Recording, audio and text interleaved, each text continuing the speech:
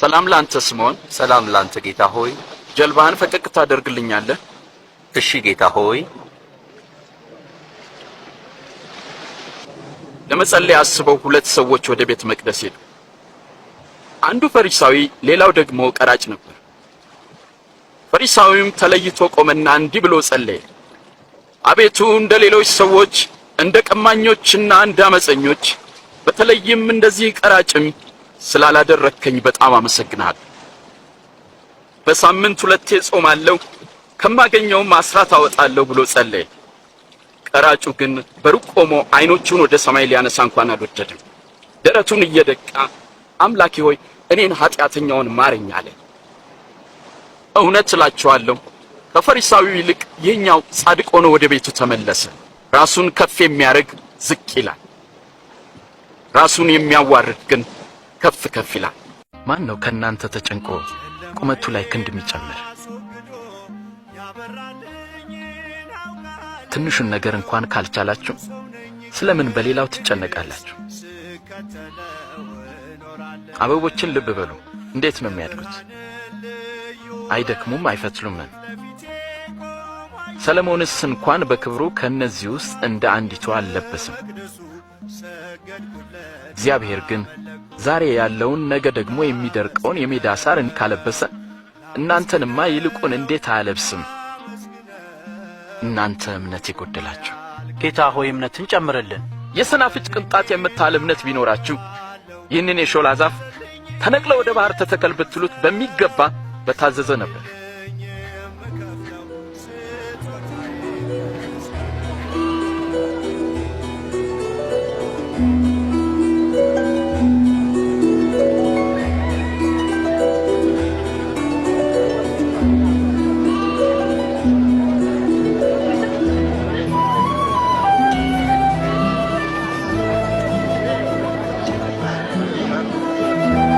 ሰላም ሰላም።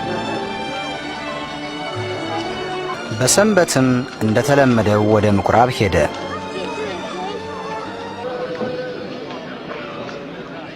በዛም ከነቢዩ ኢሳይያስ መጽሐፍ ውስጥ ያነብ ዘንድ ሰጡት።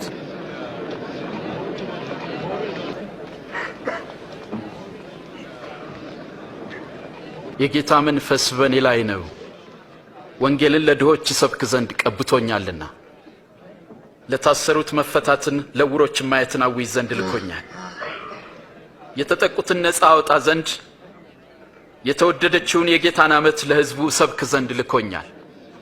እንዴት ድንቅ ነው!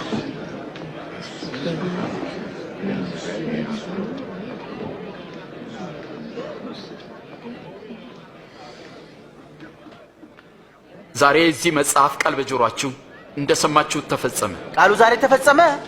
ይህን ተስፋ የሚፈጽመው መሲሁ ብቻ ነው። ይህን እንዴት እናውቃለን? ያለ ጥርጥር ምሳሌን በእኔ ላይ ትመስሉብኛላችሁ። ሐኪም ሆይ ራስህን አድን፣ በቅፍርናሆም ያደረግከውን በገዛ አገርህም አድርግ ትሉኛላችሁ። እውነት እላችኋለሁ ነቢይ በገዛ አገሩ አይከበርም። ኢየሱስም እግዚአብሔር ሕዝቡን ያድን ዘንድ ቀብቶ የላከው መሲህ እንደሆነ ገለጸላቸው። አይሁዶች ግን እርሱን እንደ መሲህ አልተቀበሉትም። ከገደል አፋፍ ላይ ወስደው ሊጥሉት ፈለጉ። እርሱ ግን ዝም አሰኛቸው። በመካከላቸውም አልፎ ሄደ። ሰው ዓለምን ሁሉ ቢያተርፍ ነፍሱን ግን ቢያጎድል ምን ይጠቅመዋል? ሕዝቡ እኔን ማን ይለኛል? አንዳንዶች መጥምቁ ዮሐንስ ነህ ይሉሃል፣ ሌሎች ደግሞ ኤልያስ ነው ይላሉ፣ ሌሎች ደግሞ ከቀደሙት ነቢያት መካከል አንዱ ተነስቷል ይላሉ። እናንተስ ደግሞ እኔን ማን ትሉኛላችሁ? አንተ ክርስቶስ ነህ።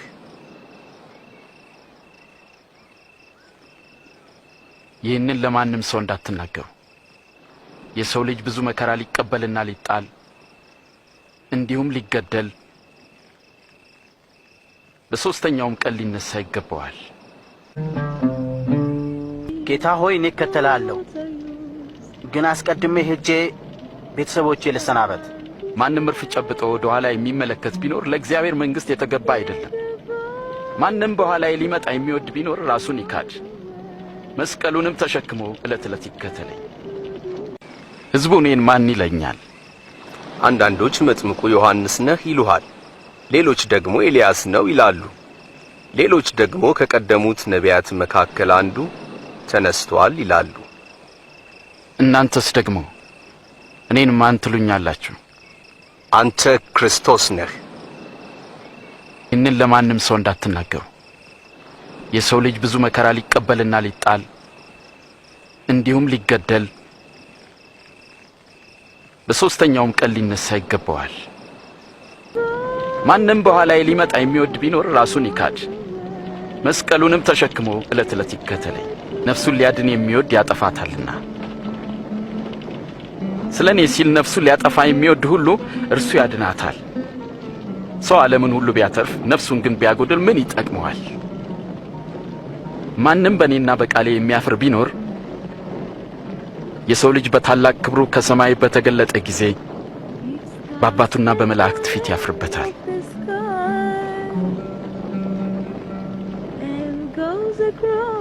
እውነት እላችኋለሁ በዚህ ከሚቆሙት የእግዚአብሔርን መንግሥት እስኪያዩ ድረስ ሞትን የማይቀምሱ አሉ።